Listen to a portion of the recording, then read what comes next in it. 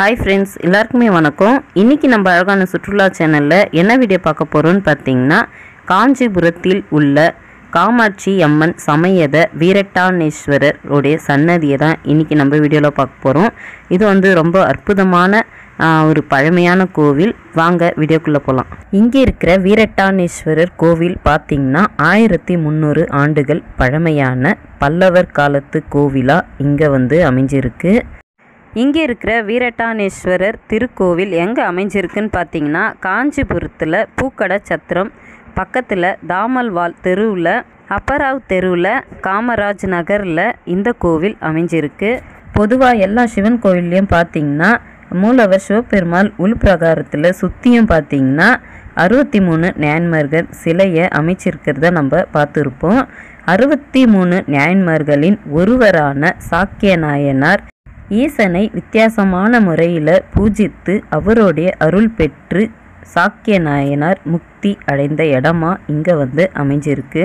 நிறைய பேர் பல கஷ்டங்களோட இறைவனை தேடி போவாங்க. இறைவனை நம்ம முன்னோர்கள் வழிபட்டது போல் இப்படி தான் வழிபடணும்னு சொல்லி நம்ம பின்தொடர்ந்து அதே போல் வழிபட்டுட்டு வருவோம்.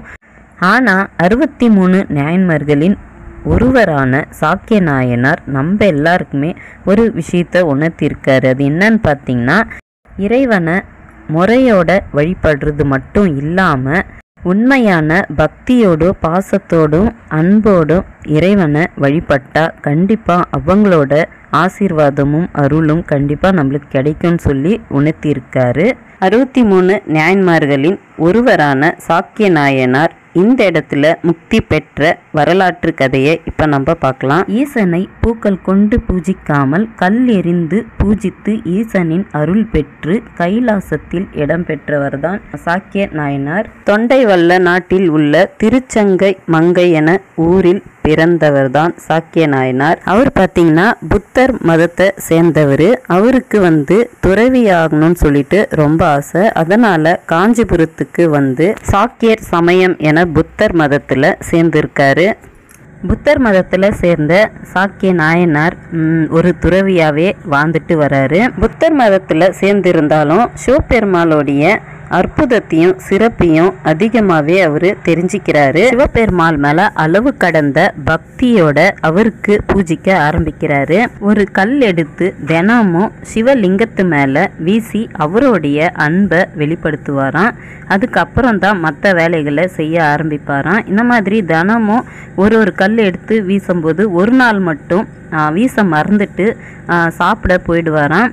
அதுக்கப்புறம் ஞாபகம் திருப்பியும் ஒரு கல் எடுத்து வீசும்போது சிவபெருமானும் பார்வதி அன்னையும் அவருக்கு காட்சி கொடுத்துருக்காங்க. இப்படி தான் சாக்கிய நாயனார் சிவபெருமாள் தரிசனம் பெற்று முக்தி அடைந்திருக்காரு. இதில் ஒரு விஷயம் என்னன்னு பார்த்தீங்கன்னா, அவருடைய புத்தர் மதத்தில் இருக்கிற காவி உடைய அணிஞ்சிட்டே அவர் சிவன் பக்தனாக இருந்திருக்காரு. இது மட்டும் இல்லாமல் பெருமாள் இங்கே இருக்கிற சிவலிங்கத்துக்கு பூஜை பண்ணித்தான் அவருடைய பச்சை மேனிய பவளமேனியா இங்கே அடைஞ்சிருக்காரு. அது மட்டும் இல்லாமல் கொங்கணர் சித்தர் இங்கே தவம் இருந்து சிவனை வழிபட்ட இடமா அமைஞ்சிருக்கு. அதர்வன வேத லிங்கம்.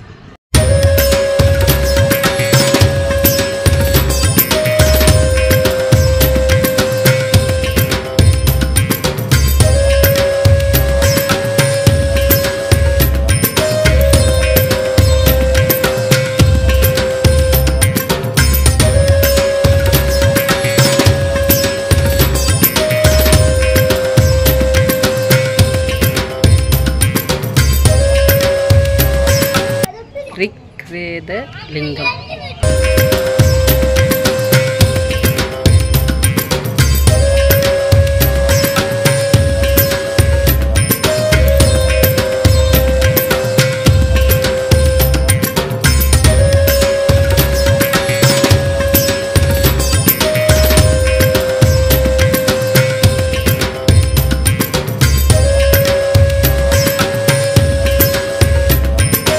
யஜுர்வேத லிங்கம்.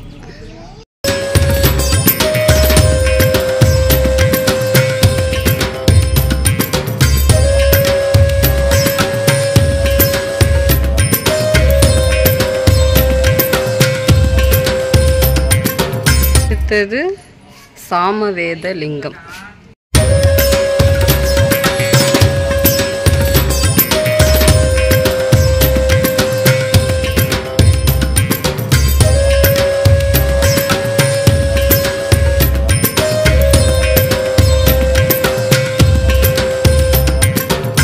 வீரட்டானேஸ்வரர்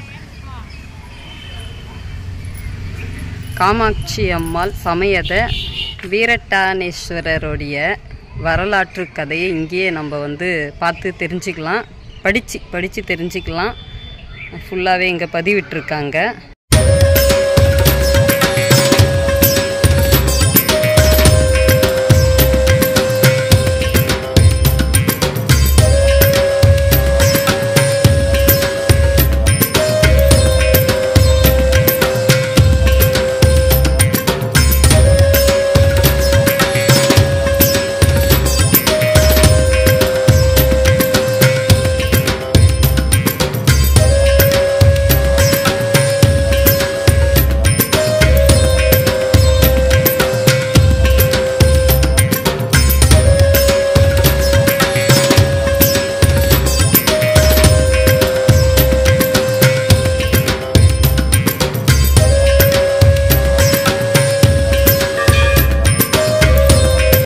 சிவபெருமாளுக்கு பூஜை, அருமையான பூஜை, நல்லா தரிசனம் கிடைச்சிது.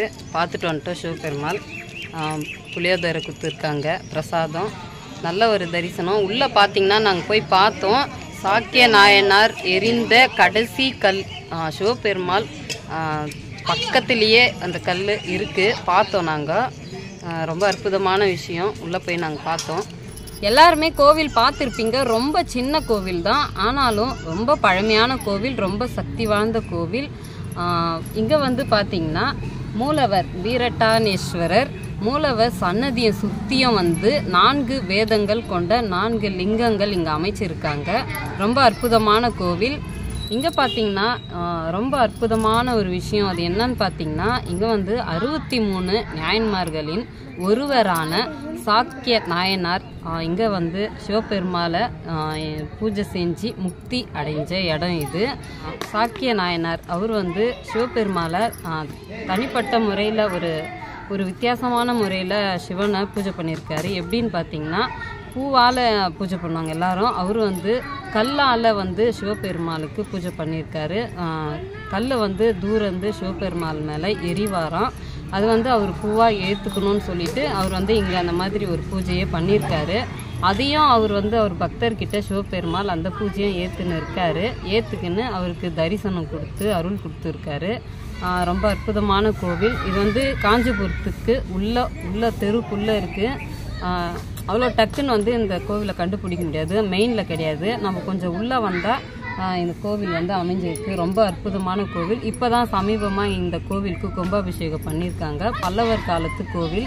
அதோட நம்ம ஒரு அடையாளமாக இங்கே மூலவர் சன்னதிக்கு எதிர்த்தாப்புலேயே சிவபெருமாளை பார்த்த மாதிரி நந்தி, மணல் கற்களால் கட்டப்பட்ட நந்தி அமைஞ்சிருக்கு. அதே மாதிரி நம்ம என்ட்ரன்ஸில் பார்த்திங்கன்னா 2 கல் தூண்கள் மாதிரி சின்னதாக இருக்கும். அதில் பார்த்திங்கன்னா அற்புதமான சிற்பத்தை பல்லவர் காலத்து சிற்பத்தை நாடக சிற்பம் மாதிரி அமைச்சிருக்காங்க. ரொம்ப அற்புதமான கோவில். கண்டிப்பாக இந்த கோவிலுக்கு வாங்க. காஞ்சிபுரத்துக்கு வந்தீங்கன்னா நம்ம மெயின்லேயே காமாட்சி அம்மன் கோவில், அதுக்கப்புறம் ஏகாம்பரநாதீஸ்வரர் கோவில், எல்லாம் பெரிய பெரிய கோவில் இருக்குது. இந்த மாதிரி உள்ள ஒரு ரொம்ப சக்தி வாழ்ந்த அற்புதமான கோவில்களும் நிறைய இருக்குது. நம்ம தேடி நம்ம தரிசிக்கலாம். இந்த வீடியோ இதோட முடிச்சுக்கலாம். இந்த வீடியோ பிடிச்சிருந்தா லைக் பண்ணுங்கள், ஷேர் பண்ணுங்கள், கமெண்ட்ஸ் பண்ணுங்கள், மறக்காமல் சப்ஸ்கிரைப் பண்ணுங்கள், பக்கத்தில் இருக்கிற பெல் ஐக்கனை கிளிக் பண்ணுங்கள். இதே மாதிரி இன்னொரு வீடியோவில் பார்க்கலாம். எல்லாருக்குமே பாய்.